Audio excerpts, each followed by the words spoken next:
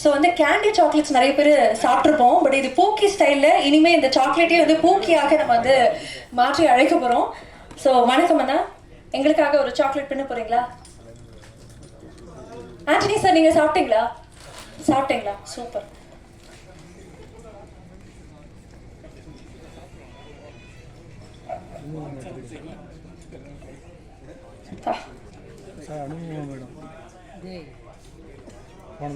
இனிமே இந்த sugar candy பார்த்தாலே அது பூக்கியாக தான் உங்களுக்கு ஞாபகத்துக்கு வரணும் அப்படிங்கிறதுக்காக எங்களுடைய நினைவு சின்னமாக எப்படி ஆரம்பிக்கிறோம் நாங்கள் இவெண்ட்டை.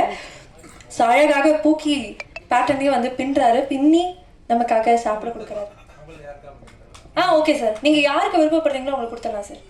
நிறைய பேர் இருக்காங்க சார். அப்படி மீண்டும் இதே பிரஸ் மீட் நிறைய ஹோஸ்ட் பண்ணணும், மேடைக்கு வரணும். அதனால நம்ம என்ன சொல்லலாம்னா, இந்த மேடையில் இருக்கக்கூடிய குட்டி குழந்தை இருக்காங்களே அந்த மாதிரி அவங்களுக்கு கொடுத்துடலாம். அவரை பார்த்தா உங்களுக்கு பூக்கி மாதிரி இருக்கா சார்? அநியாயம்.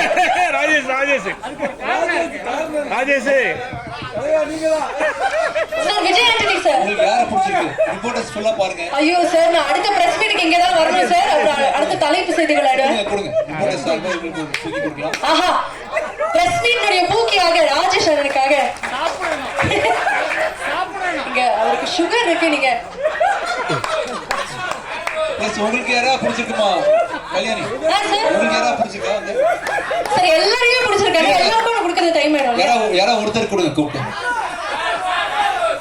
யார் சார்? நிறைய பேர், நிறைய நபர்களை சொல்றீங்க. எல்லாருமே பூக்கி தான்.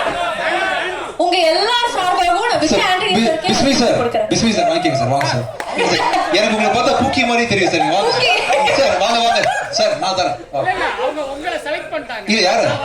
நான் அவரை செலக்ட் பண்ணேன், அவர் உங்களை தான் செலக்ட் பண்ணிருக்காரு. பத்திரிகையாளர் சார்பா நீங்க வந்து பூக்கி சாக்லேட் வாங்கிக்கிறீங்க சார்.